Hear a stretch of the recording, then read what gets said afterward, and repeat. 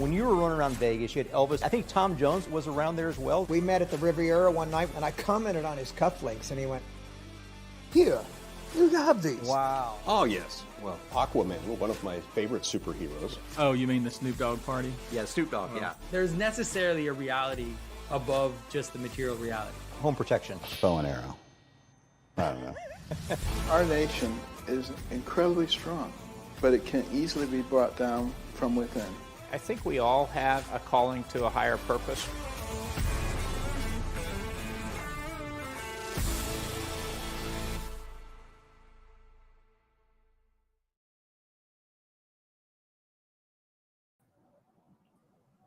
And good morning, everyone. We are live this morning. It is 7 a.m. Central. I believe it's 3 p.m. in Jerusalem. And I'm so excited to welcome today's guest, Carolyn Glick. Carolyn is a senior columnist at Breitbart News and the senior contributor. No, you got it wrong.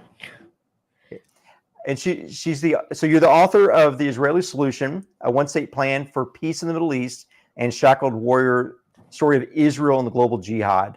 Ms. Glick served, I believe, as the Assistant Foreign Policy Advisor to Prime Minister Benjamin Netanyahu, and is presently host of the Carolyn Glick Show. Carolyn, please correct me what I got wrong, and I welcome you. Thank you so much for joining us. Well, I love Breitbart News, but I haven't worked there for several years. I'm the senior contributing editor at Jewish News Syndicate, jns.org. So I just want to make sure that we get all of that correct so that we're giving the right plugs to the right people. Yes. Well, thank you so much for that. Well, I am so excited to welcome you. Israel is very, very close to my heart.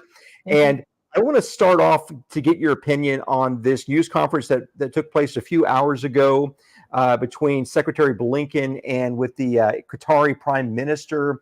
It was a atrocious thing to watch as an American. I know that you grew up in America as well. The Americans negotiating with terrorists. What is your take on this whole situation? Yeah, I think that you're right. The Biden administration is actually, it's not just that they're negotiating with terrorists, they're supporting terrorists. I mean, Hamas has one goal in this war, which is to defeat Israel. And how do they define that? They define victory as survival. If Hamas survives in power, if it maintains control over the international border with Egypt or reasserts its control, it will be able to rebuild its forces, it will remain in power, and it will become unstoppable. Moreover, if they're not defeated, then that sends a message to jihadists worldwide that they're on the march, that Israel is about to be defeated, that Hamas was able to carry out the single greatest day of slaughter of Jews since the Holocaust, 1,200 Israelis murdered, 250 taken hostage in Gaza by Hamas and their civilian supporters from Gaza. And they won, and they won. They lived to tell the tale. They won. And that means that they're winning, and that means that they're going to win, and that means that the Jews will be annihilated, not only in Israel, but around the world. So the United States right now supports Hamas's view of a strategic victory. That is, that it remains in power. It is able to rebuild its forces very quickly at the end of a ceasefire or at the end of the cessation, after the cessation of hostilities. And that's the American position as well, that they don't want Hamas to be removed from power, and they want a total cessation of military operations and a withdrawal of Israeli forces from Gaza.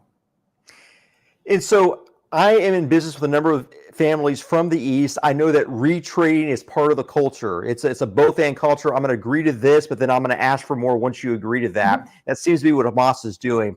Now, but I'm reading this in one of two ways. I don't know if their competency is the level of some of the more sophisticated Eastern haggling technicians that you find in India, China, Hong Kong.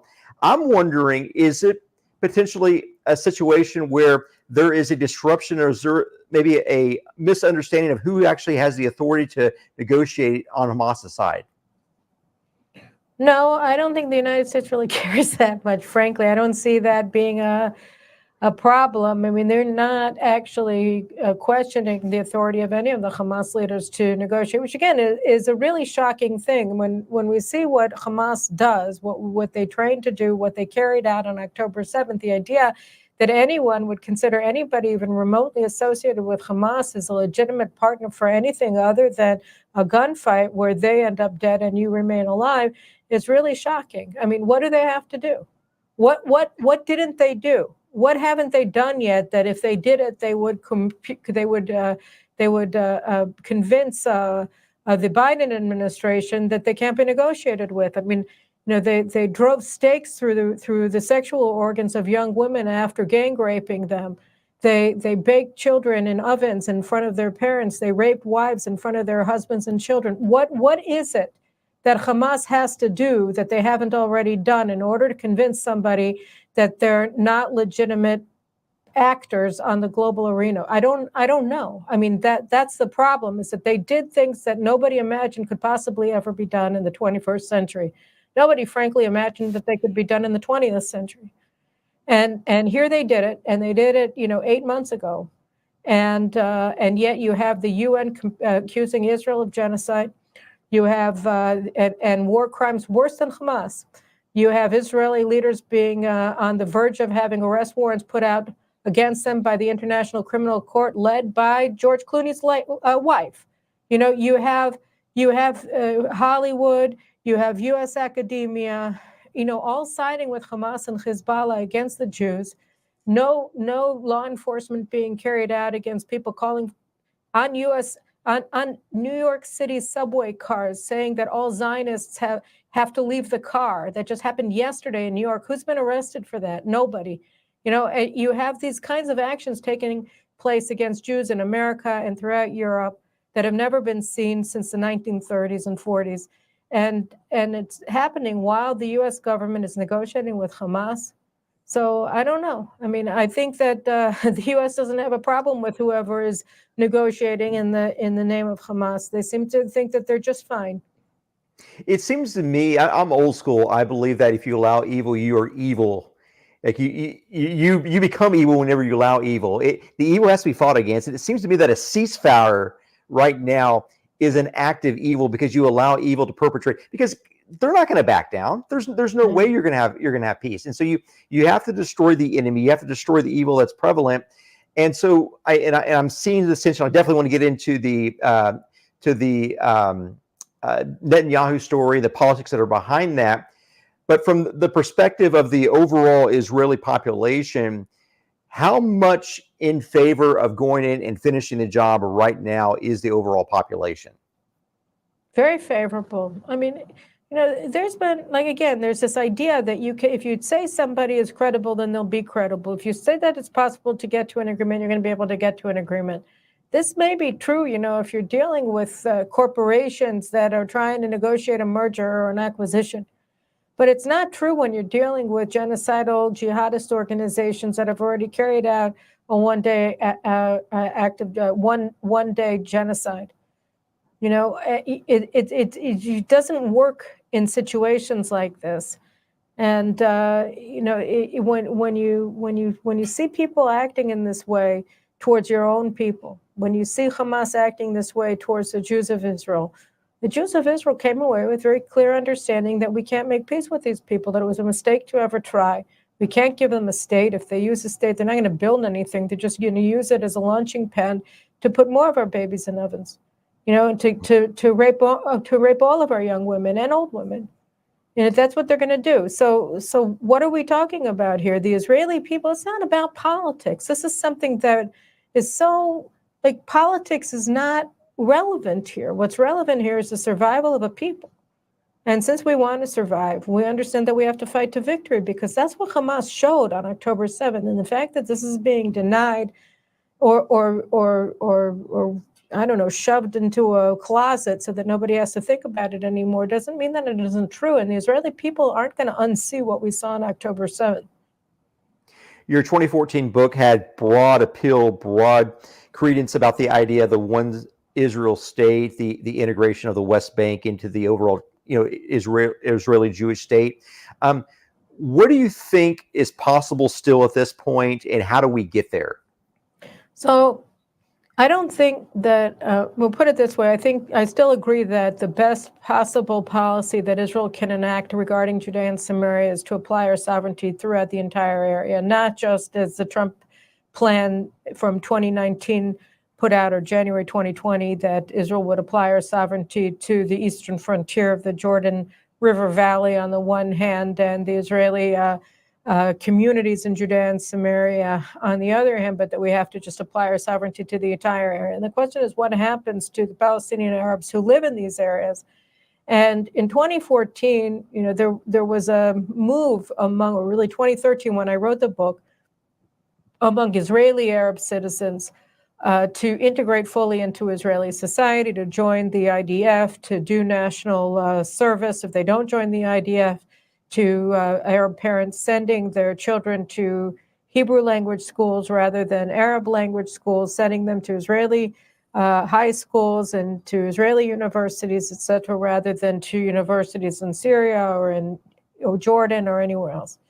And this was broadly motivated by the Syrian civil war because they saw what was happening in Syria and they realized that the safest port in the storm was Israel. And in a significant number of opinion polls, they were saying that they valued their Israeli citizenship more than they valued even their Muslim identity, which was something that was unprecedented. But that view shifted in the intervening decade. And what we've seen now is that the integrationist impulse that was manifesting itself in 2014 has been turned around, and that broadly speaking, and particularly since October 7th, we see a radicalization of the Israeli Arab community, broader support for Hamas and for jihad more generally, for Iran, and for other forces inside of the Arab and pan-Arab and Islamic world that are seeking the annihilation of Israel. So in 2014, I thought, and the Palestinian Arabs in Judea and Samaria were broadly following the actions of the Israeli Arab community. So I thought that under the circumstances in 2013, when I wrote the book, that there was an opportunity here to give a path of citizenship to Palestinian Arabs that wouldn't endanger Israel. And won't endanger Israel still from a demographic perspective, because much of the argument for Israel leaving Judea and Samaria is based on a falsified census that the Palestinian Authority carried out as early as 1997, which increased by 50% the number of Palestinians living in Judea and Samaria. So they invented out of whole cloth over 1 million people who don't exist, and they use that falsified demographic base as a means to argue that by 1996 or by 2000, and then later on every 2 years, 3 years, they changed it to 2 or 3 years into the future, that the Jews were going to become a minority west of the Jordan River. And in the event that didn't happen, their birth rate has gone way down. Israel's has increased significantly and surpassed theirs, Jewish birth rates, and we've also enjoyed a very large level consistent with peaks and then going back to a regular high level of Jewish immigration into Israel. So we don't really face a demographic problem, but what we do face is a jihad problem. And so at least at present, I don't see any way to naturalize the Arabs of the Palestinian Authority and allow them to vote in national elections. What I do see, and this is something that former U.S. Ambassador to Israel, David Friedman, has put forth, an idea of just maintaining Palestinian autonomy where they have self-governance in their cities and in their villages in Judea and Samaria, but that overall sovereignty belongs to Israel. And I think that right now, that's the best way to move forward. Eschatologically, do you think that true Muslims could be part of an Israeli state? I guess another way of asking this: who are the true Muslims? Are they the ones that the Israeli military is fighting against right now, or are they the ones that are the peaceful, innocent people that are just victims in this? I'm trying to figure out what's really happening. I don't really know, and the frank truth is that I care just in the sense of trying to know the enemy or know the friend, know your environment, know your home, because this is where we live, and we're not going to live anywhere else just because they want us to die or move. This is where we live. We're here permanently, as we have been since the time of Abraham, and so I'm not. It's not up to us to decide what a true Muslim is. That's for each Muslim to decide. Just like every Jew has to decide what it means to him or her to be Jewish. So I don't. That's not a question that I ask myself very often. What I do ask is, what are your capabilities to hurt me? I mean, and I think very clearly what we saw on October 7th is that less important than what people say or what we want to attribute the motivations or the goals of our enemies to be is what can they do? And I think that Israel's goal going forward, aside from surviving and defeating our enemies in the current battle, is to limit their capacity to harm us to a minimum.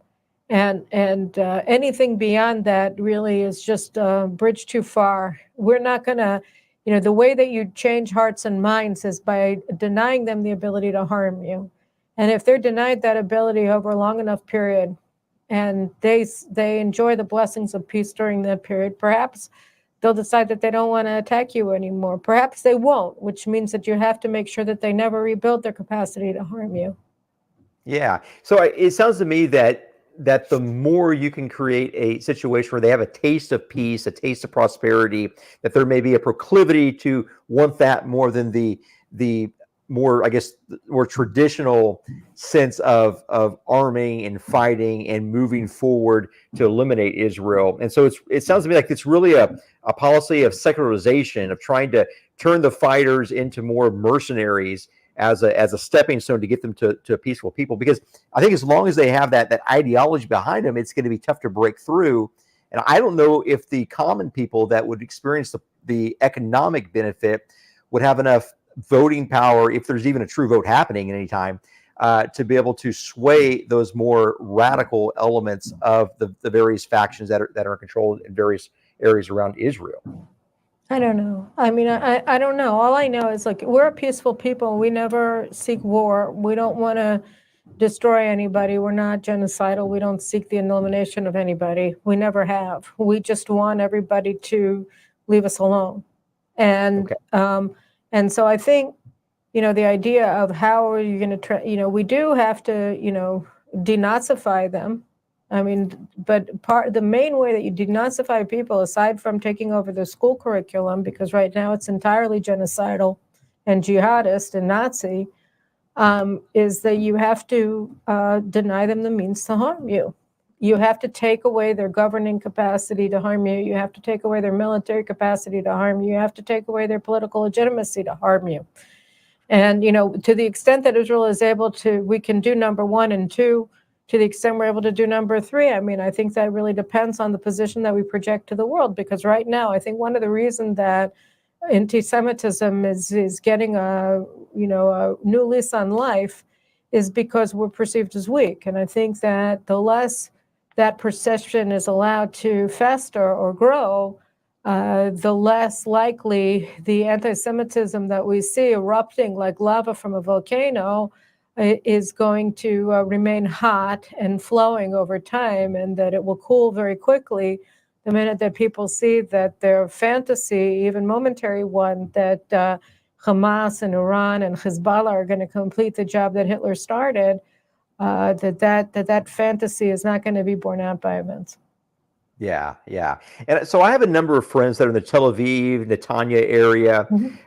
And so the sort of what I'm hearing is that Israel really needs to have, I guess, their hands untied by the Americans, not to deal with the political pressure now, so they can finish the job down south. So there could be a redeployment of forces on the northern side and potentially to go into Lebanon.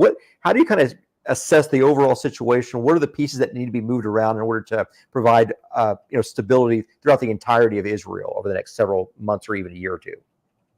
Well, I mean, we have to have a larger army. I think we have to expand our ground forces pretty significantly. We have to be less dependent on the United States for our restock of ammunition and missiles. We have to, revise a lot of the military doctrine that's been guiding us over the past generation and thinking that the era of conventional wars has ended. It hasn't, obviously.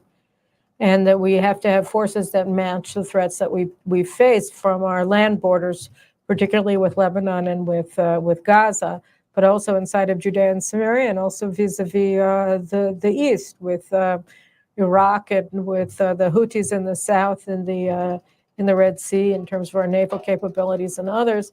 And I think that with regard to the North and Lebanon, look, I mean, I checked a news brief before we started our conversation, and, we have over 100 projectiles have been shot into northern Israel today. And it's only, like you said, 3:30 in the afternoon, and I haven't checked over the past 15 minutes. And yesterday, which was the festival of Shavuot, we had over 200 missiles and drones shot into northern Israel. So, this is an unsustainable position where Hezbollah effectively controls northern Israel. We can't have civilian life there right now, and we haven't been able to since October 7th. So obviously, in order to win here, we have to control southern Lebanon, and they can't control any of Israel. And so that's going to require conventional operations inside of South Lebanon. It's going to require massive missile and Air Force operations inside of Lebanon to scale back tremendously Hezbollah's capacity to undermine Israeli security, to harm us. They're burning down the forests and our crops in northern Israel. This is the most beautiful area of Israel, the most popular vacation destination in Israel for Israelis. It's my favorite part of the country. It's where I want to retire to. And the landscape is being altered before our eyes with fire. And, this is something that can't go on. Unfortunately, as you mentioned earlier, it's the United States under the Biden administration that's tying Israel's hands behind our back and telling us that we're supposed to take it. Just this morning, I read that Defense Secretary Lloyd Austin called up his Israeli counterpart yesterday, Yoav Gallant, and said, don't attack in Lebanon. I mean, what are you talking about? Hezbollah is making life unlivable in an entire area of Israel. And that, the status quo is totally unacceptable to Israel. It's a status quo that's unlivable and strategically perilous. So, obviously we can't continue this way. And that, really raises the issue of the U.S. relationship with the head of the snake in all of this, which is Iran, which is directing everything that's happening. Yeah. And you see the Biden administration, just like the Obama administration, providing funds to Iran. They gets redeployed across all their proxies in the Middle East. The idea that I heard that the Biden administration put the hold on 2-ton plus bombs being sold to Israel as it seemed to be a step to prevent Israel from having the efficacy that they need in Lebanon, because I think it's a wider geographic battleground potentially, and so they really put a hammer on that. What can we do? Those of us that have connections with DC, I just have a member of Congress here in a few hours. I've had the Secret Service, actually a sharpshooter right here looking into the next room a few months ago. So what could you advise us? How can we best support Israel right now through pressuring the members that are in DC, or maybe even the people that hope to be in DC over the next coming year or two? Well, I think the first thing that has to be done is that you have to. Congress can do several things. A lot of it is contingent on Democratic support in the Senate, which they control. But the House itself can do things without Senate support. For instance, it can hold hearings to cast a light on what the administration is doing to Israel. I think it's very important to hold expert hearings on international law, on what the United States is doing vis-a-vis Iran, on the idea of a Palestinian state, what that means right now for Israel and for the region. Why would you want to establish a genocidal state inside of Israel's heartland, whose sole purpose is to annihilate Israel? Why is that a central position of U.S. policy? Why is the United States enriching Iran? Why is the United States enabling Iran to cross the nuclear threshold? Why is all of this happening? I think those kinds of hearings on the Hill would be extremely important so that the American people understand the real nature of what's happening on the ground and the policies that the Biden administration is adopting in relation to Israel and its enemies in the time of an existential war. I think that's important. There are pieces of legislation that are moving through both houses, like the legislation that Senator Cotton advanced in the Senate, and that Chip Roy, Representative Chip Roy, and Brian Mast and Elise Stefanik have co-sponsored in the House. It was passed in the House, and it's supposed to, if Senator Schumer will allow it to be introduced to the Senate, it will go through in the Senate, which would place sanctions on International Criminal Court personnel, including travel bans to the United States and freezing of their assets if they go forward in their goal of criminalizing the state of Israel by issuing arrest warrants against Israel's leaders. And it's sort of an expanded version of the U.S., what is it called, Military Personnel Protection Act that was passed in the past by the U.S. Congress that would place sanctions not only on the ICC personnel if it goes after U.S. personnel, but also after allied personnel, including NATO allies and including the state of Israel and other major non-NATO allies of the United States. So I think that that's very important. The Biden administration has already said that they oppose the law, which makes no sense because it means that the United States doesn't want leverage against the ICC as it moves forward to issue scandalous warrants for the arrest of Israel's prime minister and defense minister.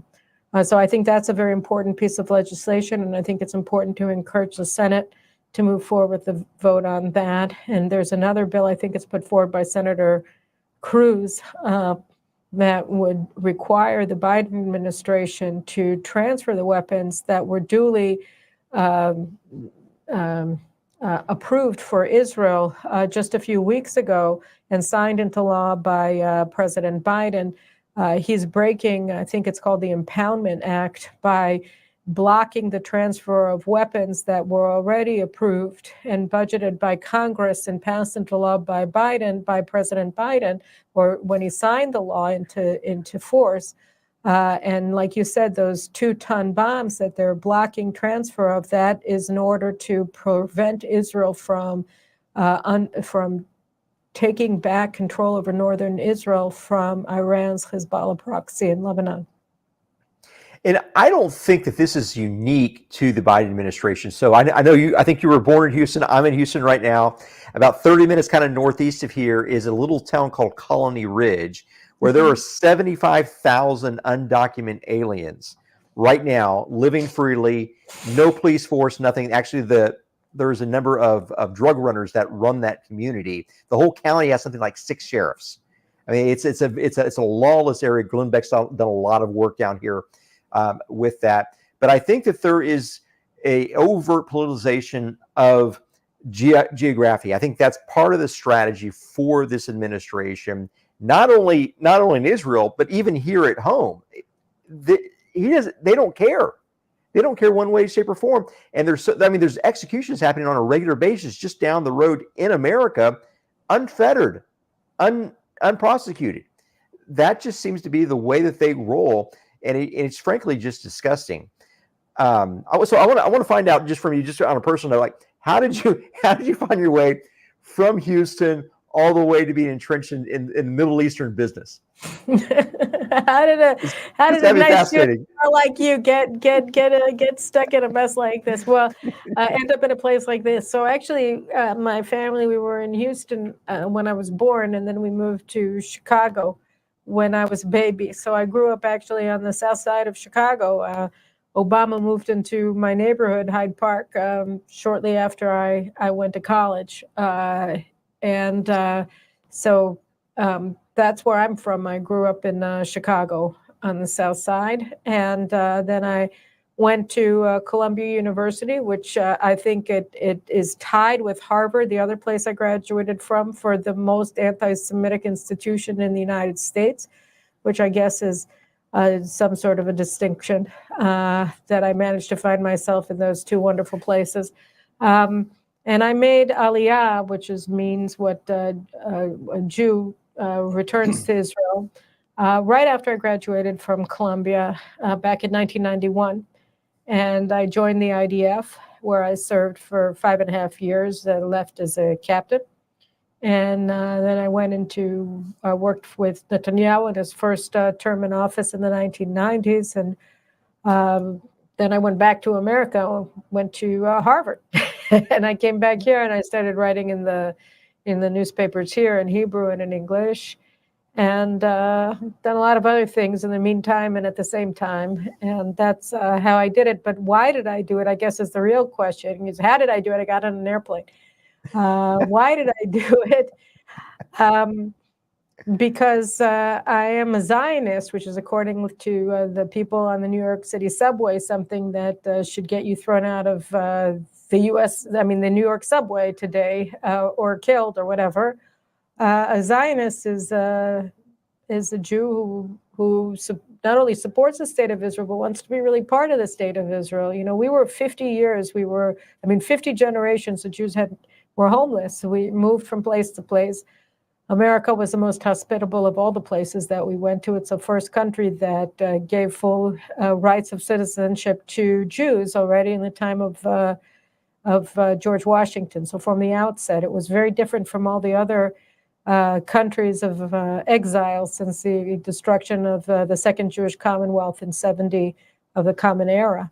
But Jews, sort of like Flotsam and Jetsam, were just sort of pushed around from country to country, expelled and persecuted and killed for 2,000 years. And then suddenly, not suddenly, but in 1948, we reestablished a third Jewish Commonwealth of the State of Israel after nearly 2,000 years of exile. It had embarked on, I think, the most exciting chapter of human history, certainly of Jewish history, where you have a nation that was presumed dead just 3 years earlier at the end of the Holocaust. And then we just said, nope, we're not. And we rebuilt. And so I grew up at a time when I was born in 1969, when Israel was 21 years old. And I grew up with the wonder of Israel very central in my life as a child, as a girl growing up in Chicago. And already from the time that I was 12, it just seemed to me that it was crazy not wanting to be part of that adventure, not wanting to participate in what I considered to be the most extraordinary act of human defiance of fate ever. And I was totally inspired by it. I remain totally inspired by it all of these years later. And I'm very gratified and grateful that I had the gumption to come up with this crazy idea and to make my life here. So it was never for any ill feeling towards America. Like the rest of my family, I never had anything but gratitude for the United States of America for the opportunity that it gives all of its citizens, but its Jewish citizens particularly, in terms of the equal rights that it always afforded them. So it's never about having anything opposed to America. To the contrary, it was always a positive pull of Israel as a Jew wanting to be part of that history making. And so that's why I came here.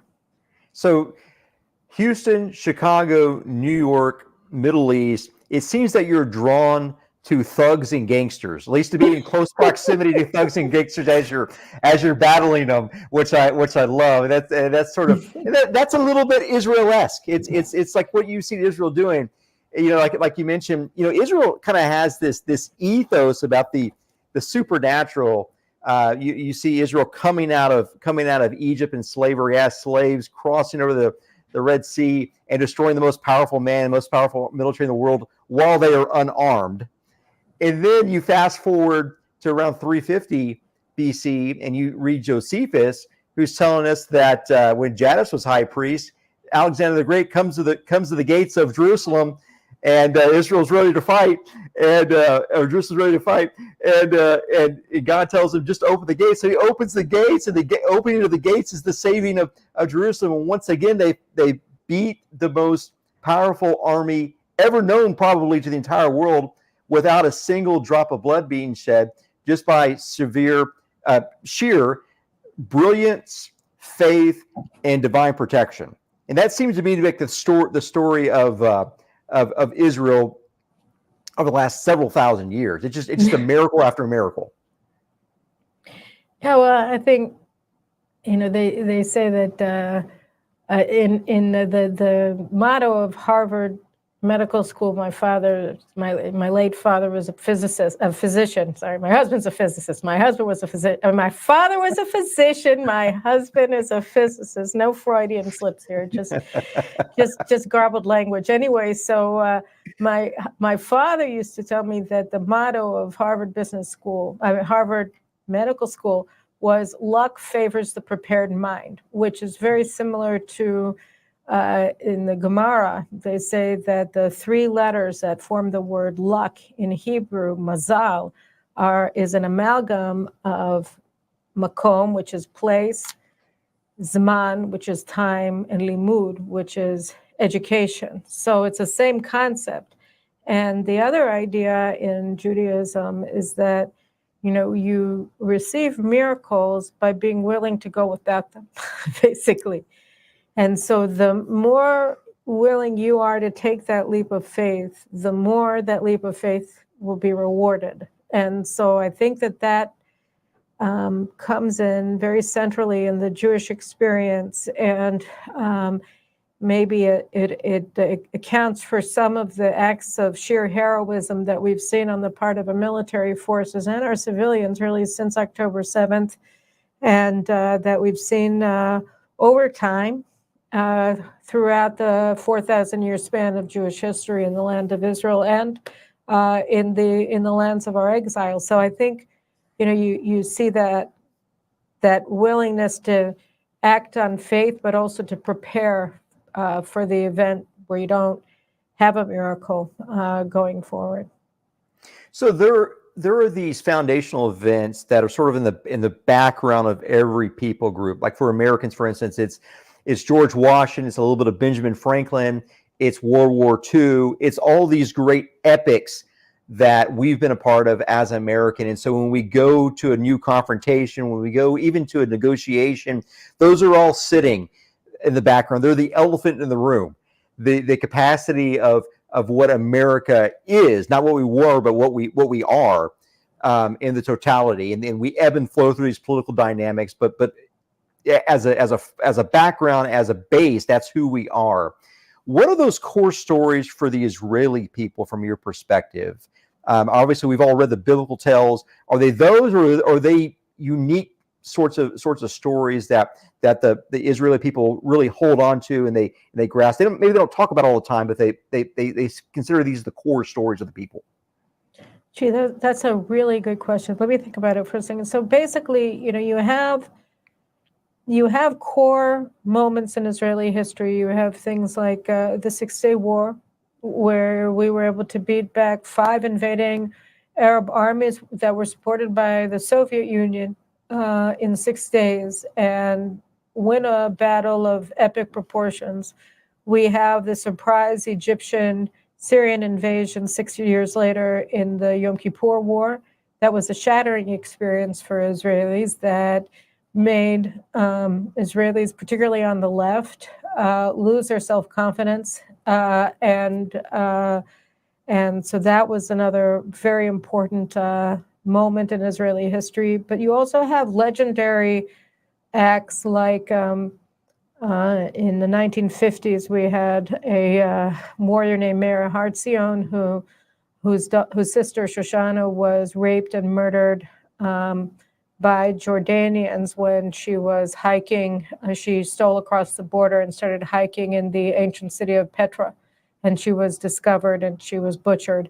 And so he went into Jordan and he butchered a lot of people in retaliation for what they did to his sister Shoshana. And there are a lot of epical moments just within the 76-year history of Israel. But I think that in moments of great national trauma like we had on October 7th, you don't really hearken back so much to things that have happened in the history of the state of Israel. You hearken back to things that happen in Jewish history across time. So whether, most prominently and obviously you have the Holocaust of European Jewry from 1939 to 1945. And you have where a third of the Jews were annihilated in 6 years. And you have you have the history of persecutions of Jews in the Arab world, in the Islamic world, and in Christendom over 2,000 years. But you also have the epic battles of King David and of the history of the exodus of Egypt from Egypt, et cetera, et cetera. And so I think that, the more traumatized the Israeli people become, the more Jewish they become, and the more attached not only to the history of the last 76 years of sovereignty in the land of Israel, but actually to the whole landscape of Jewish history. So, I think that's really where it comes down. There's just Wordsworth in the Preludes called them spots of time, and there are a lot of spots of time that sort of were moments that dot the collective consciousness of the Jewish people. So the story, that's beautiful. The story of retribution that you just told, where there was, I guess, a personal vengeance of justice, of right justice that was done, and that elevated the gentleman to the status of a hero, and maybe even sort of a folk hero, a folk legend of some sort, although it's fairly recent in history. It seems, like you mentioned, very Davidic in nature. That's something that David would have done, right? I think it was when all they left camp to go to war with King Saul, and they came back, and the camp had been raided, all the women and children had been taken, and they chased them down, they hunted them down, and killed most of them, not all of them, and they did sort of the right thing. You see this sort of act in Samson. You see a little bit of it also in Joshua, I think. So in the political space, when you see the rise of a political figure like Netanyahu, by the way, I consider to be one of the greatest tacticians ever. He from my limited perspective, him way better than I do. He just looks like an absolute genius and the right man for this time. A figure like that, is he seeing someone like a David or a Moses or a Joshua as sort of an archetypical figure to whom to look to draw power, to draw wisdom, to draw sort of a mimicking that would have a reflection towards the Israeli people, like this is who he is, or is the entirety of the leadership of Israel so secularized right now that they're not even thinking in that sort of realm about who they are as an identity and as a people? Oh no, I think there are a lot of differences, but also a lot of similarities between Israel's first Prime Minister, David Ben-Gurion, and Benjamin Netanyahu, our longest serving Prime Minister, who's serving still today. And one of the most striking similarities between the two leaders is their historical life, in the sense that both men, in their own way, have been masters not only of Jewish history, which they are, but also masters of the history of humanity. They know the full span of human history as well as Jewish history, and you are just as likely to see, Prime Minister Netanyahu reading a recent biography of Winston Churchill as he is to be reading the minutes of the Roman Senate. And thinking through the applicability of the lessons of various times and epochs and nations to what's happening now to Israel and as it operates in a wider world. One of the things that Netanyahu does when he examines the situation is he looks to draw lessons from experiences not only in Jewish history of the Jewish people, but also of small nations that are surrounded by hostile nations. And there aren't a lot of examples that are applicable to what's happened with Israel, where we really do find ourselves isolated in a very unique way internationally. But I think he thinks through time. That is, his thinking about what's happening here in Israel isn't limited by isn't limited by the constraints of time, that he's able to think through issues in the full expanse of history. And I think that adds very much to his judgment of how things are done. And I don't think he's secular in the sense that, he doesn't believe that we are a continuation of the ancient Hebrews. He definitely does. Because it's true. I mean, you have to be anti-historical to reach that conclusion. But I think that, there is a lot of history that goes into figuring out how we are supposed to manage the straits that we find ourselves in right now. Okay. And I guess this is going to sound like a religious question, but it's really sort of a psychological question. You have various factions in the Middle East that they're looking forward to the coming of the Mahdi to set all things right. There's a finite way, and as soon as they can provide destruction of certain people, there'll be this new world that enters. And some Christians are looking for the second coming of Christ. Jews, from my perspective, seem to be that they're waiting for the Messiah to appear to sort of set all things right and to create some corrective actions there. So with that kind of simmering in the background, from your perspective, Israel as a people, and even like Netanyahu, do they view Israel as an eternal state, or that will be around forever if God permits, or do they view the state as one that's just holding on long enough for a messianic figure to come and save them in one final act?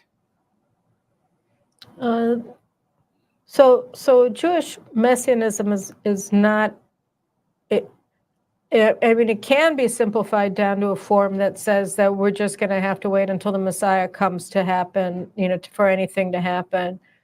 But that isn't really how it's lived, not by observant Jews and certainly not by secular Jews. I think, again, it goes to the duality of a miracle and an act of faith, and that that you prepare you.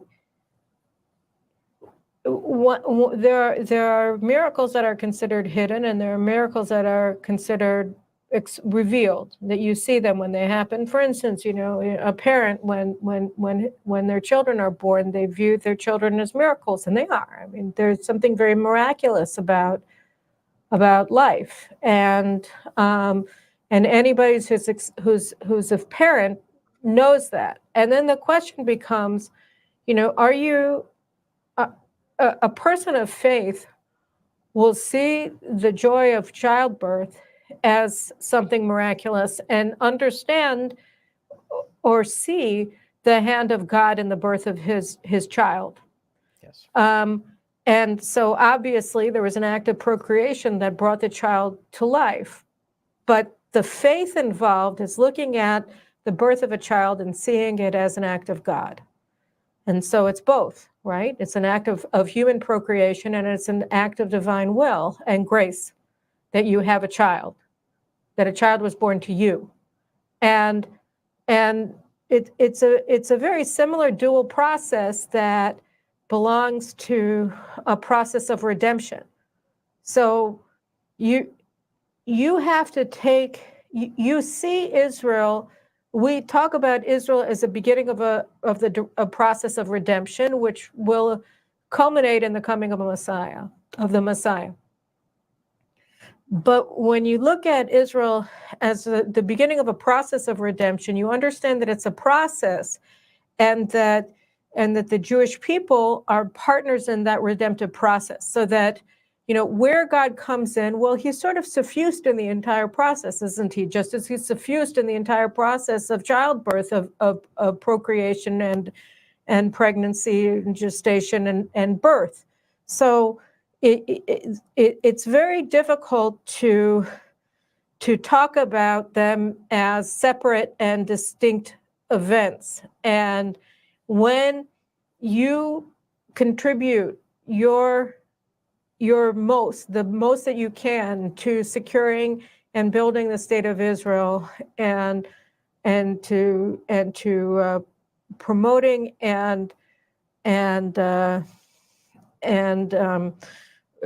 continuing Jewish life in the land of Israel by raising children that are loyal to the Jewish people and are full members of the Jewish people. You are a partner in that redemptive process. So it's not, there's no sort of either or in the thinking of Jews. Even the thinking of Jews who are fatalists and say, well, nothing is going to change until God comes in and saves the day. At all times, under all conditions, you have responsibilities to perform as a Jew, whether you're religious or not, in Israel, that if you have faith, then that is a partnership with God. I hope I explained that. Oh, that was beautiful. That was very well spoken. Yeah, yeah. And I'm sure you're not talking about this stuff all day, every day. So I appreciate you for humoring me and that. Yeah, yeah. So all right. So we spoke about Netanyahu. I think Benny Gantz left the war cabinet very recently, and then you've got Yoav Gallant. Can you just kind of give us an idea about how that war cabinet functions? Because I'm really concerned about the execution speed of what Netanyahu and the leadership want to do. I'm hearing some rumors about some legal oversight, some legal disruption to the execution speed. I'm concerned about. I think I've heard you speak about that in the past. Kind of give us an idea about what that war cabinet is, what needs to happen there, and how that can be more efficient.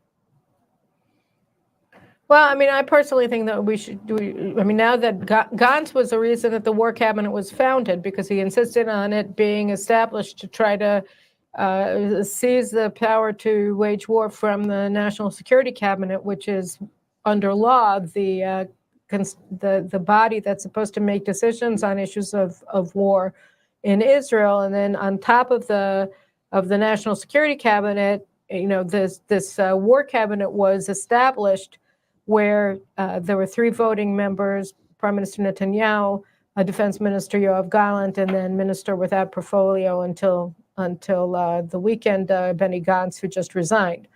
And they were supposed to be making the decisions and sort of informing and getting formal approval from from the National Security Cabinet, but they essentially were the main executive functionaries. And so now that he's gone, I think that it should be dissolved, and that the statutory control over the war should go back to where it's supposed to be, which is the National Security Cabinet. And I think that the main reason that things have slowed down or have been advancing in fits and starts really since October 7th has less to do with Gantz and more to do with the Biden administration. I think the Biden administration's management of Israel, or treatment of Israel like a protectorate rather than an ally, and its demand that we maintain faith with what I consider to be a demented American view that they can realign America away from its allies by treating its allies as colonies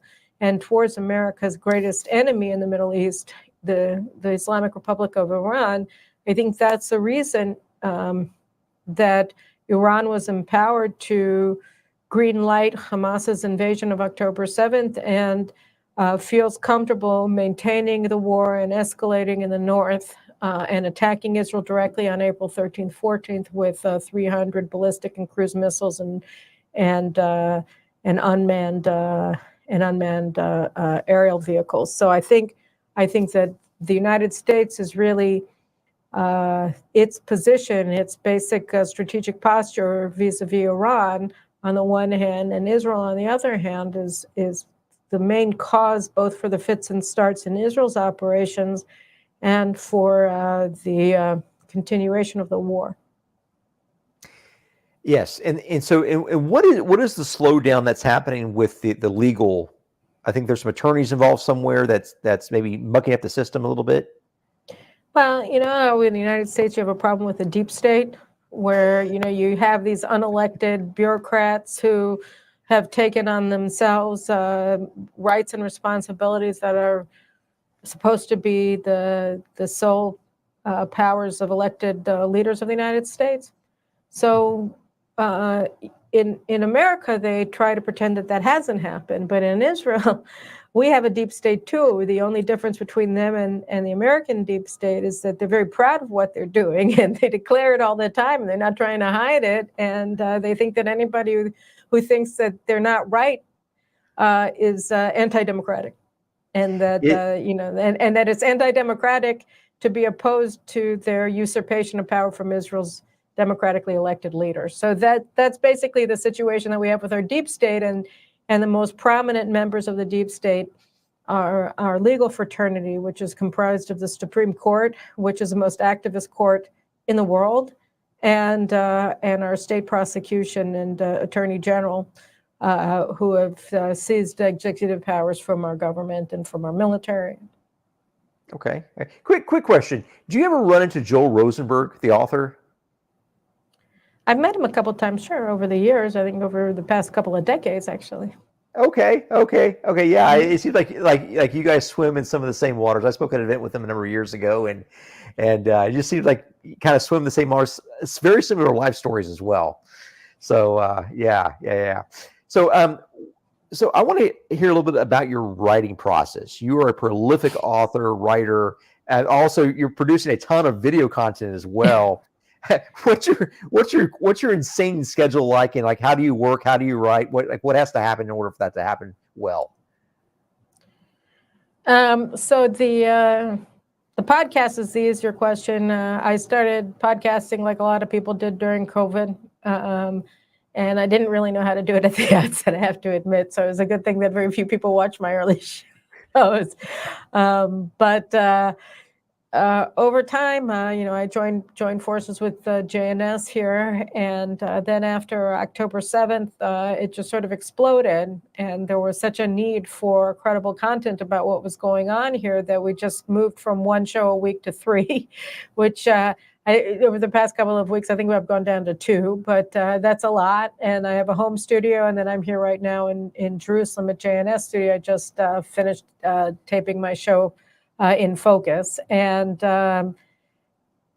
which I guess is easy because it's just a monologue, me mouthing off in front of the camera and telling people what I think about what's going on. So that's actually taken off really well, which is very gratifying. And as to my writing, so I write at least one column. I try to write 2 columns a week for JNS, and anybody else wants to take them, we're a syndication service, but so that's a little bit more difficult. It's much easier to speak than it is to sit down and write. That's true. And I'm raising the boys so that they manage to drive me crazy with all of the distractions of actually being a mom. But I have my office at home, and I do most of my writing from there, where usually, at least when they're at school, it's very quiet. So yes.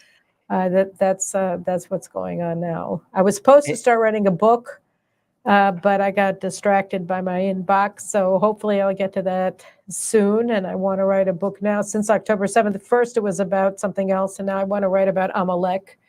Amalek being the biblical nemesis of the Jewish people that we're enjoined by God to destroy, because Amalek basically exists in order to destroy the Jews. And what was interesting about the events that happened after October 7th is that one of the crazy justifications that the International Court of Justice has taken in accepting a completely scurrilous petition from South Africa to accuse Israel of genocide in Gaza is that our leaders compared Hamas to Amalek.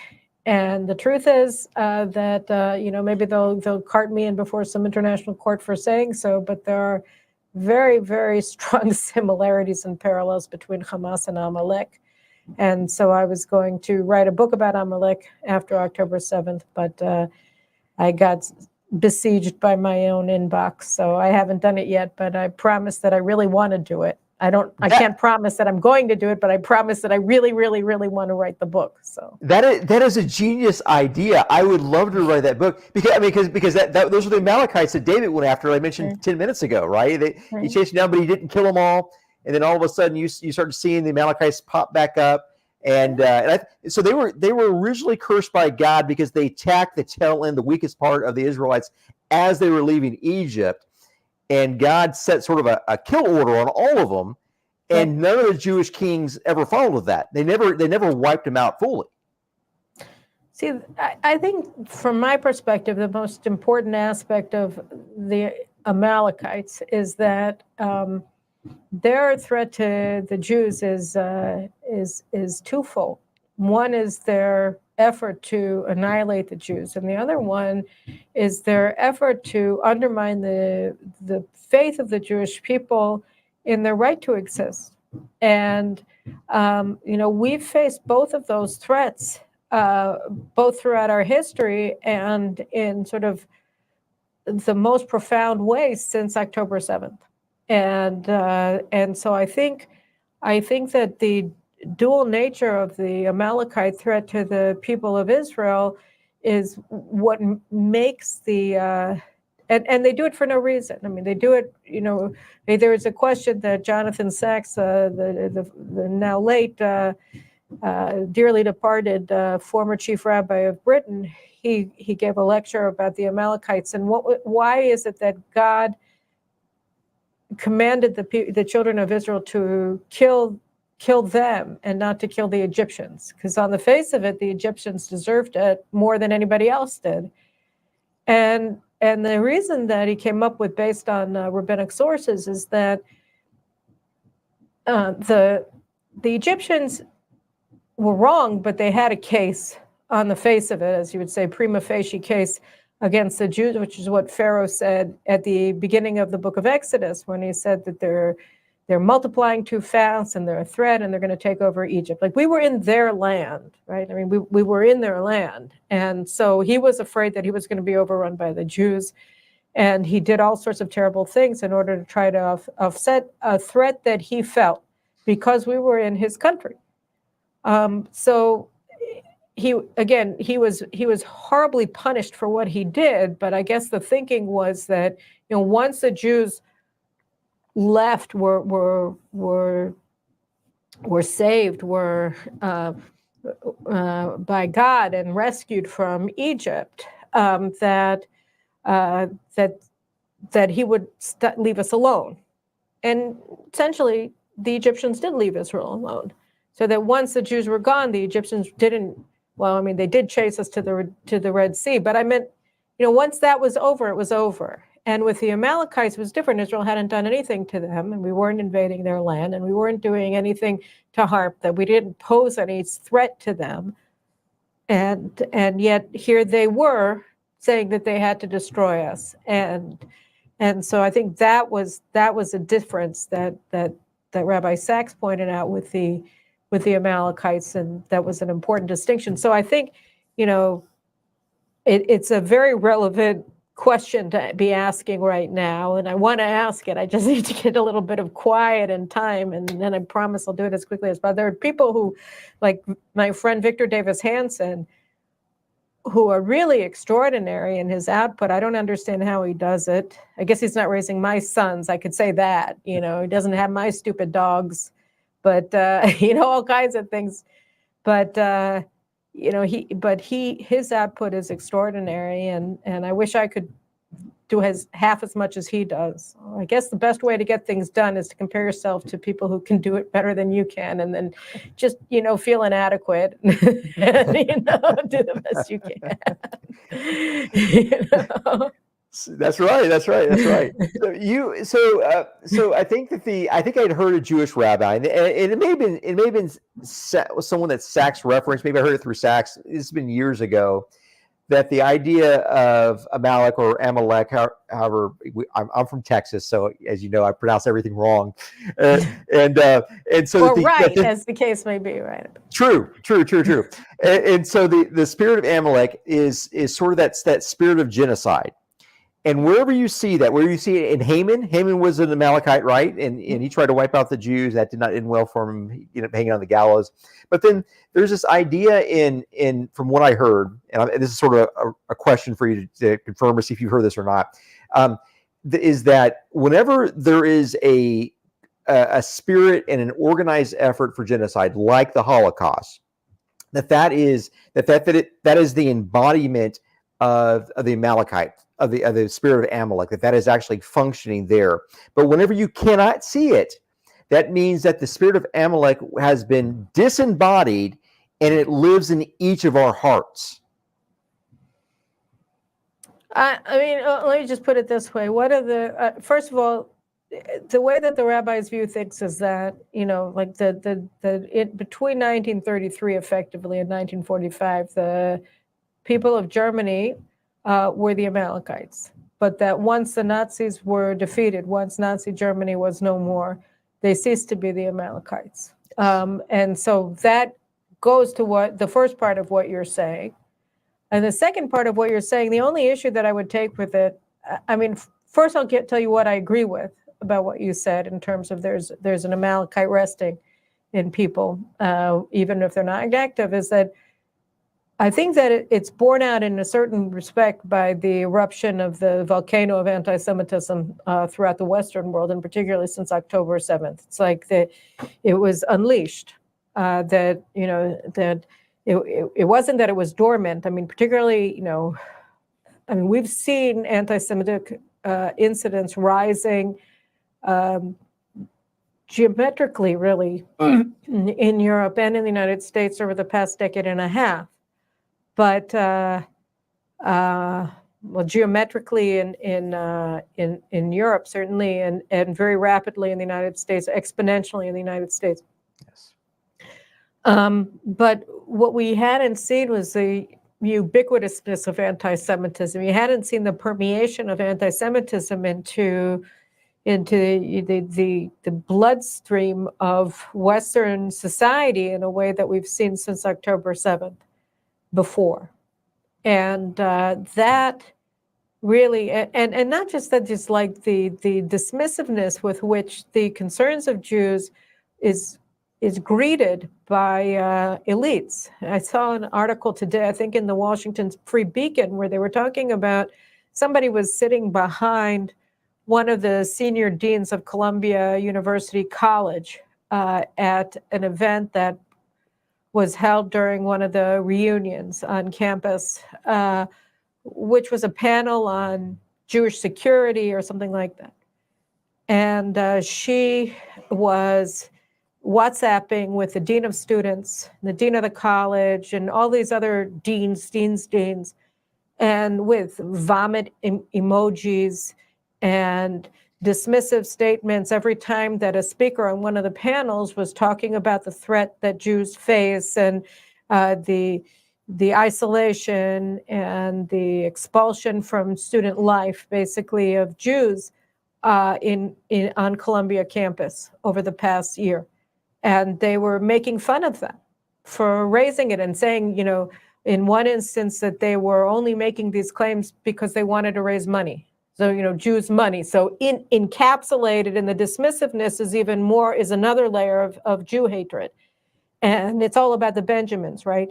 And so all of, like, it's not just the enabling that there's no law enforcement against anti-Semitism, but it's also this contempt that they feel very comfortable about expressing towards Jewish concerns, that they're being disenfranchised, that they're being pushed out of polite society in the United States. That's something that is new, and it makes the case for what you were saying, that there's a Nazi waiting inside of everybody just waiting for an October 7th to be released.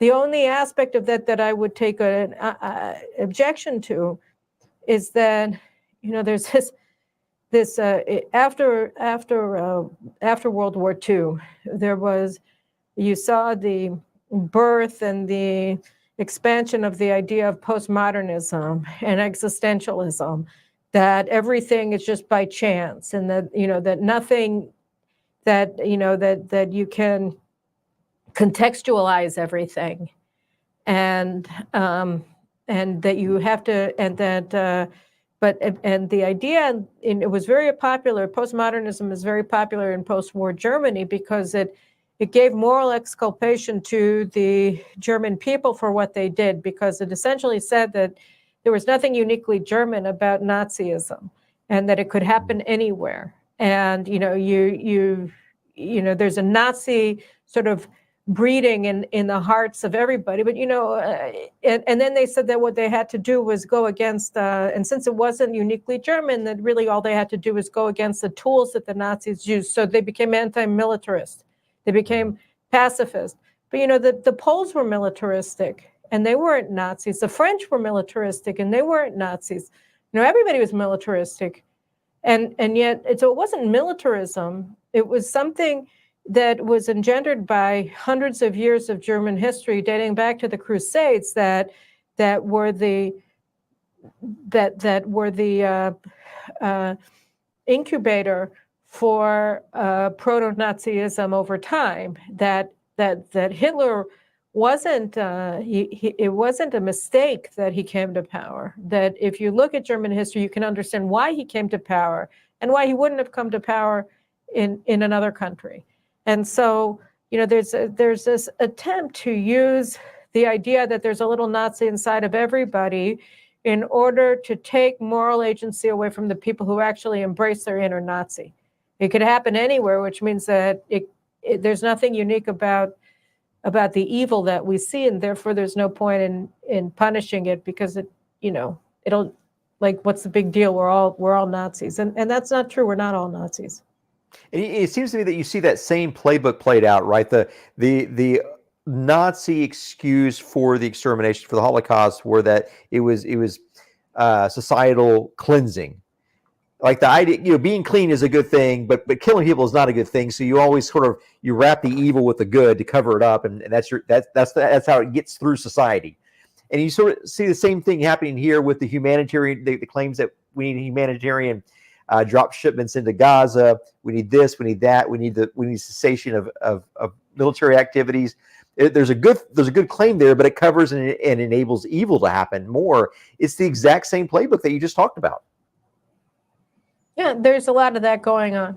Look, the thing that people always want to ignore is the fact that Hamas is not an alien entity inside of Palestinian society. They weren't Martians who parachuted down from Mars into Gaza and Judea and Samaria and foisted themselves on an unwilling public, which is the way that the United States under the Biden administration has been presenting the situation.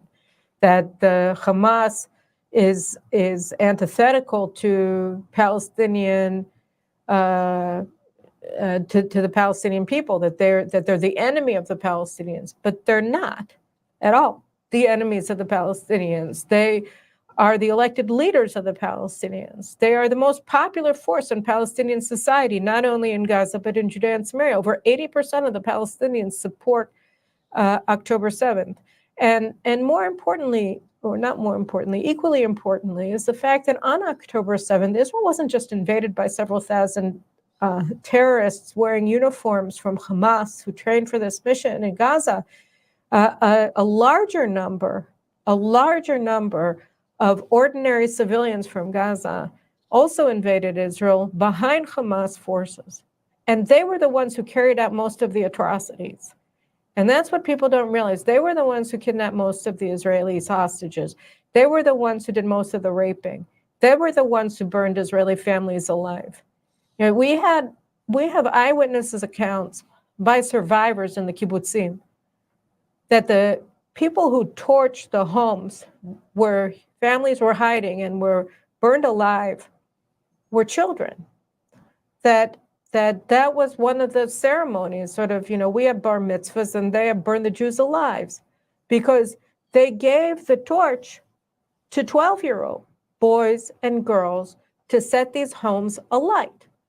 And so you're not talking about, like that this was only done by Hamas for Hamas. It was done by jihadists for jihad, and the jihadists don't all wear uniforms. The 4 Israeli civilian hostages who were rescued last Saturday by Israeli commandos in Nuseirat in central Gaza, 3 of them were men, and they were held in one apartment, civilian apartment, in which a family lived. In that situation, the owner of the apartment was a journalist from Al Jazeera, and he and his wife and his father was a physician, were holding these three men hostage. And in the other case, Noah Argamani, the 26-year-old woman, was being held by a wealthy family in their apartment. And they were being held in a civilian neighborhood. And the people, the 1,000 people who attacked the rescuers as they were trying to rescue them, and as they were evacuating out of Nusrat to the seacoast where they could put the hostages, the rescued hostages, onto Israeli Air Force helicopters and evacuate them home, they were Hamas terrorists, and they were civilians. So that the same thing is going on with this humanitarian assistance that you were talking about. If Israel isn't in charge of Gaza, and we're not in charge of distributing the aid, it's distributed by people who are either Hamas or support Hamas, which means that the humanitarian assistance that the United States is demanding Israel allow unlimited entry into Gaza, it is a means to maintain Hamas's regime and grip on power. Massab Hassan Youssef, I think he was son of one of the Hamas leaders of Hamas, or maybe one of the founders of Hamas, something like that. Right. I was very vocal about the fact that you cannot negotiate with them. It's not only not unwinnable, but it's a game that doesn't exist. We're the only ones that think the game exists, and they're never really playing right. Either you're a player or you're being played. Like it's one of the two things, and it seems that we're the ones being played by running around trying to negotiate with people that are not willing to negotiate. Now, do you think that this is going to be the same with Hezbollah, the Houthis, like all these other surrounding forces that are threats in varying ways to the nation of Israel? Yes, I mean, there's this scene that my mentor, Michael Adine, is in Washington, one of the most important analysts, for instance, of Iran in the world. And he always, when he was talking about Iran and the United States in particular, he would always cite this scene in the James Bond movie Goldfinger, where James Bond is tied up and he's about to, I think there's like an electric saw that's about to cut him in half or something like that. And he's facing the villain, Goldfinger, and he says, "What do you want? You want information, you want this, you want that." And he says to him, "No, Mr. Bond, I want you to die." The whole point here is not to negotiate anything. I don't want anything from you except for you to stop breathing in and out. That's the whole point. It's not we're not using you. You're not an instrumentality. We're not using the hostages in order to get something. We're not using the October 7th invasion wasn't in order to get, Israel to give us, it's in order to destroy Israel. It's the same thing with Hezbollah. It's the same thing with Iran. It's the same thing with all of these groups. They are genocidal. They believe very strongly in what they say. If you think of, the spots of time that created and maintain over time the ethos of the American people or of the Jewish people or of whomever, they also have their own ethos. And it's real, and they think it's important, and it's who they are. And that ethos of Islam and of jihad and of the Quran tells them that their goal is to humiliate and subjugate the infidel and to annihilate the Jewish people. That's what they believe. They think they go to heaven by doing what they do.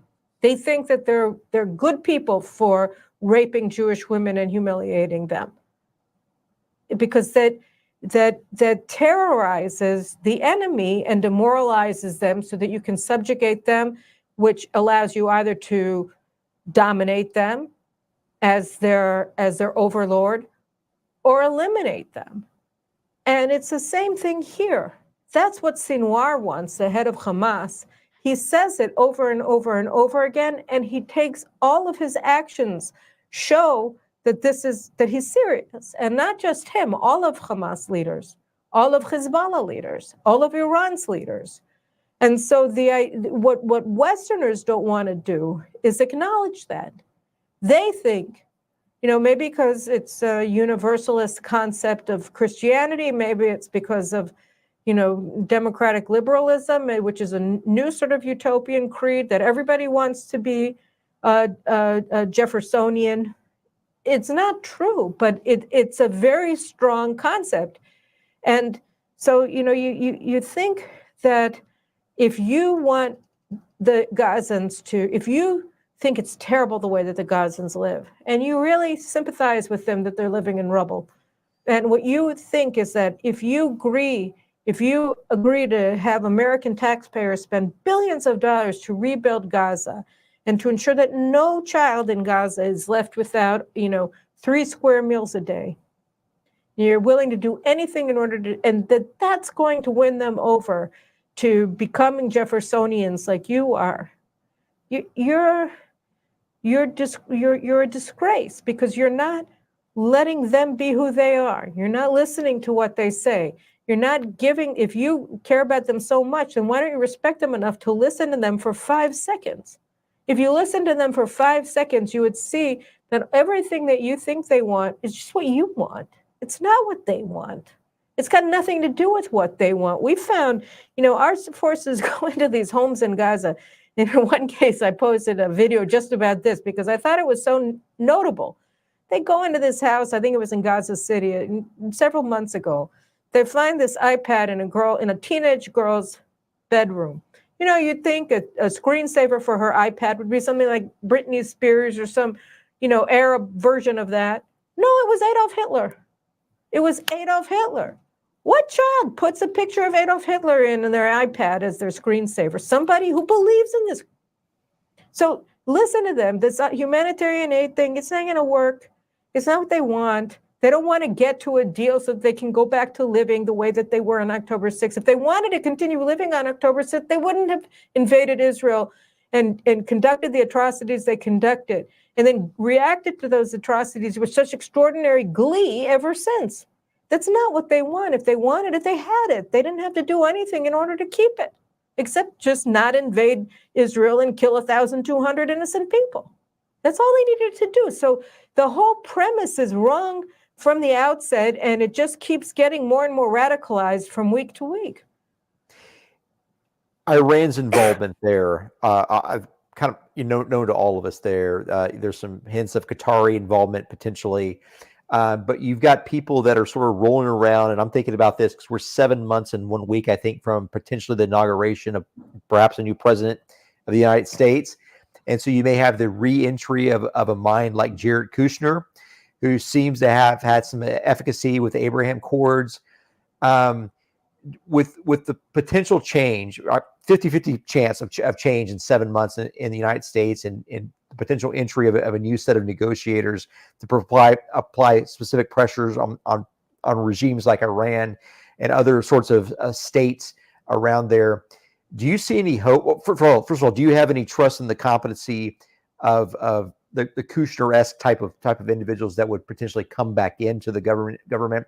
And number two, do you see any hope of negotiating with the powers that surround these factions, of applying enough pressure under a potentially new administration to get the job done and to be able to, I guess, free up Israel to do what they need to do?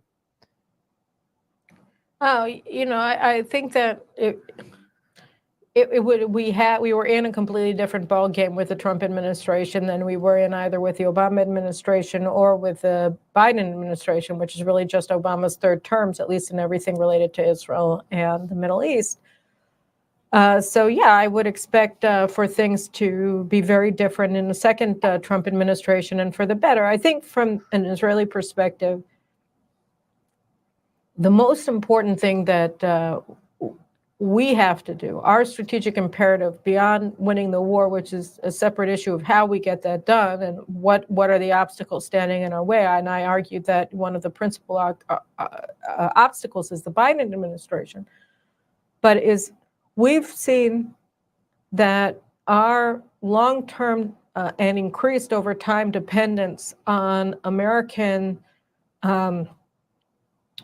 support has placed us in peril, and it's also made us less capable of being the ally that the United States wants us to be, needs us to be, in order to end America's own forever wars in the Middle East. Because just remember, right, that the United States, I think, left in a terrible way, in horrible defeat and humiliation from Afghanistan in August of 21. I think it was a disaster of epic proportions for America that it did it. But on the other hand, America isn't Pakistan. It's not a neighbor of Afghanistan. It doesn't live here. The U.S. is a world superpower. It's a global superpower. It has what are they called? It has expeditionary forces that go all over the world. And they were able to go, 10,000 miles from home to Afghanistan after September 11th to overthrow the Taliban, etc. But whether they left in victory or defeat, they're not here anymore. This isn't their home. This isn't America. And, Israel can't just get up and leave. We can't be defeated in our wars. We can't walk away in humiliation, because everywhere we leave comes after us, and they're right here. We don't have expeditionary forces. We're not a colonial power. We're just a local nation state that's it. And so, we have to be self-sufficient. And I think that the more powerful and the more self-sufficient Israel is, the less America has to be involved in anything, because our enemies are America's enemies. And the Biden administration and the Obama administration before it ignored this fact because they don't like Jews, because they don't like Israel, because they don't like America, whatever. But they came up with this idea that the problem was America and its allies, and the answer is America's enemies, whether it's the Muslim Brotherhood or Iran. And that's why they were empowering both of them at America's expense and at the expense of America's allies.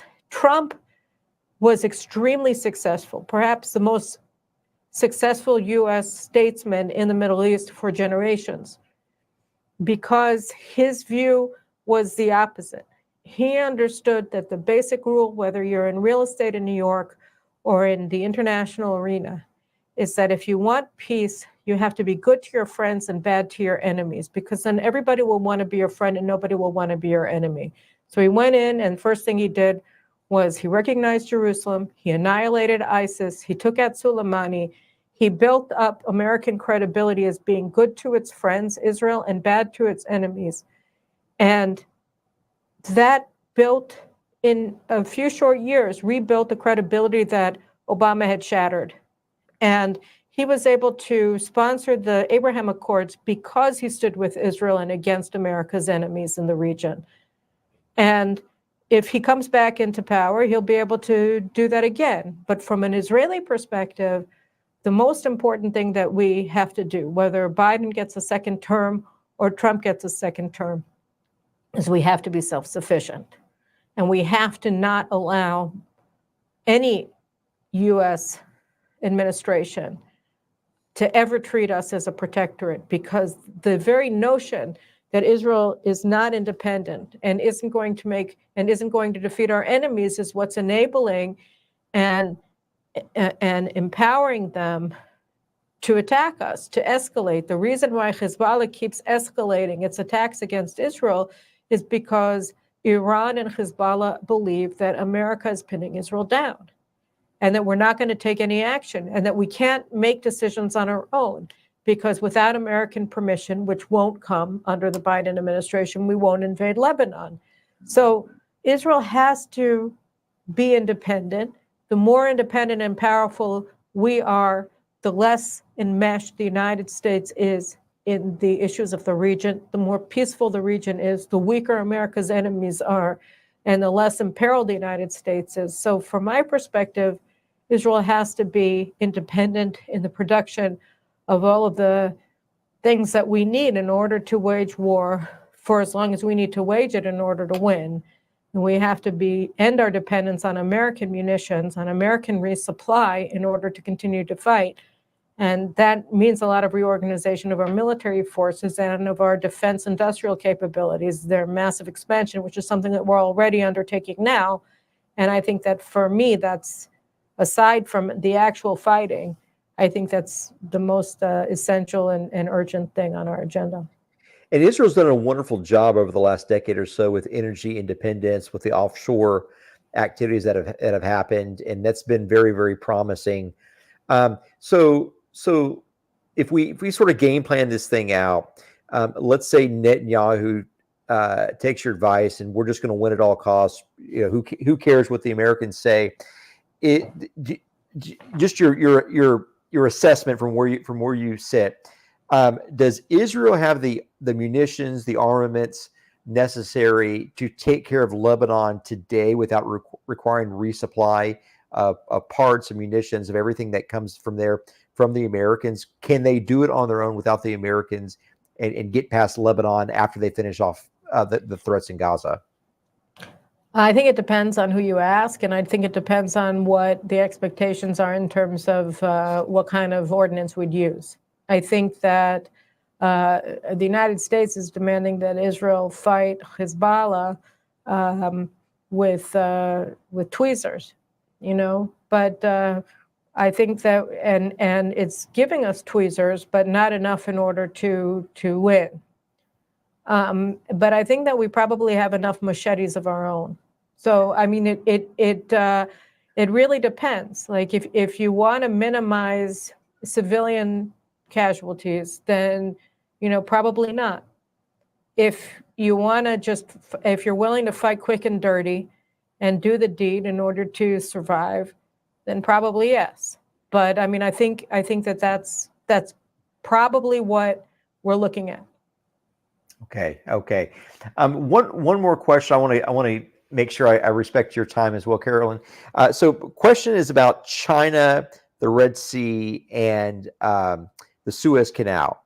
I'm a real estate investor, and I'm very, very concerned about the logistics globally.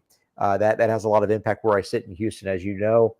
And I'm very, very worried about the Houthi threat, especially to the Suez Canal. I see that as potentially one of the two major black swan events that could potentially shake the global economy and disrupt shipping, which then will require dramatic outflows of production of not only shipping containers and more shipping capacity, but also onshoring, nearshoring development of industrial facilities.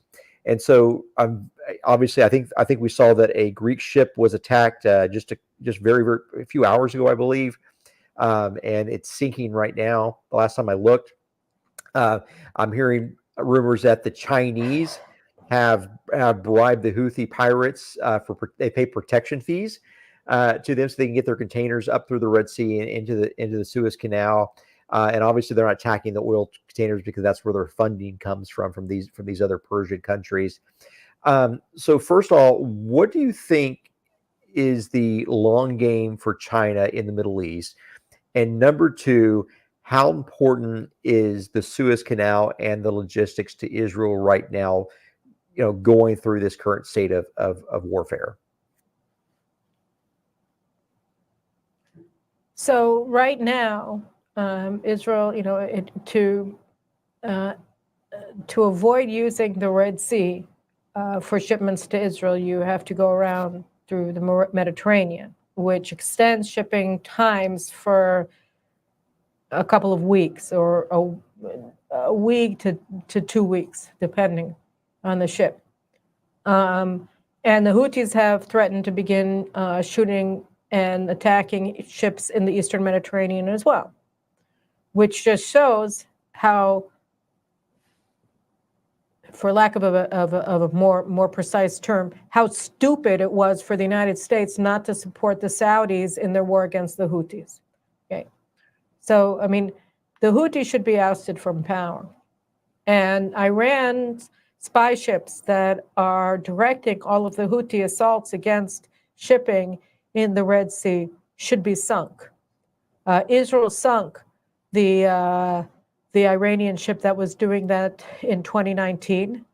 But the Biden administration blocked Israel from taking similar action against the replacement ship that is sitting by the Bab el-Mandab from the Iranian Navy that is directing all of the attacks and has been since October. And the United States is also not taking action because they don't want to take action against Iran.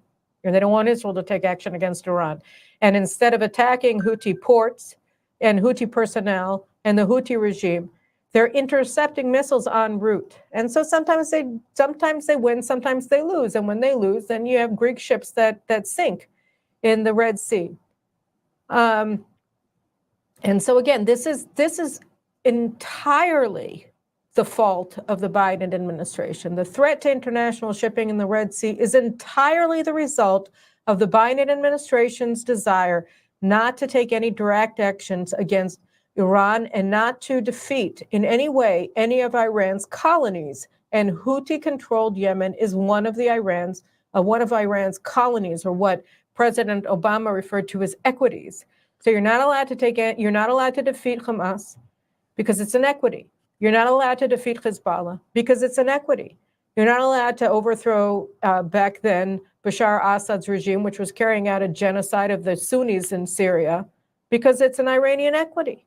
What you are allowed to do, you're allowed to cooperate with Iran and with Assad in defeating ISIS, which of course you don't do. That was Obama's view. That's Biden's view. They have the same team that are upholding this deranged view. Regarding China, look, China and Russia are both spoilers here. I mean, China, they want to bring in the Egyptians and the Saudis and the UAE and all of America's other allies, except the Jews, because they figure, whatever. But they're selling weapons to Saudi. They're selling weapons to the UAE. They're selling weapons to Egypt. So are the Russians. And they're bringing them into BRICS, and they're trying to, with the Belt and Road Initiative, build land bridges. Look, China back in 2012 offered to build a railroad across Israel from the Gulf of Eilat to Ashdod that would transport goods from Eilat to the Mediterranean, and that would have bypassed the Suez Canal. And the truth is that the Suez Canal, if it weren't being interfered before October 7th, the Suez Canal had already reached its full capacity. It wasn't going to be able to move more goods than it already had. And the idea behind the railroad that was supposed to go under the normalization plans from Saudi Arabia through Jordan and into Israel to the port of Haifa was not to destroy the Suez Canal, but to expand shipping from India to Arabia and bypass China. So that was the American plan. But the Biden administration is so obsessed with the Palestinians that they all along were conditioning normalization between Israel and Saudi Arabia on giving a state to the Palestinians, which is a non-starter for Israel. So it's not going to happen, at least so long as Biden is president. But in terms of protecting shipping from China on the one hand and enabling freedom of navigation of the Red Sea on the other, I think you're going to need a new president in the White House. That's very direct, very, very clear. Yeah, Carolyn, thank you so much. Thank you. All right. So obviously, if we want to follow your work, obviously the JNS site and streaming channels there. Carolyn Wicks on YouTube. Your books are on Amazon. We're going to link to all this below in the description. And also my website, carolynglick.com. You can go to. Yes. We definitely need link to that as well. Yes. And we're expecting a book on Amalek or Amalek. Sometime. The Texas version. You'll do a Texas translation though for us, right? So we understand what you're talking about. No, you're going to have to use an English translator.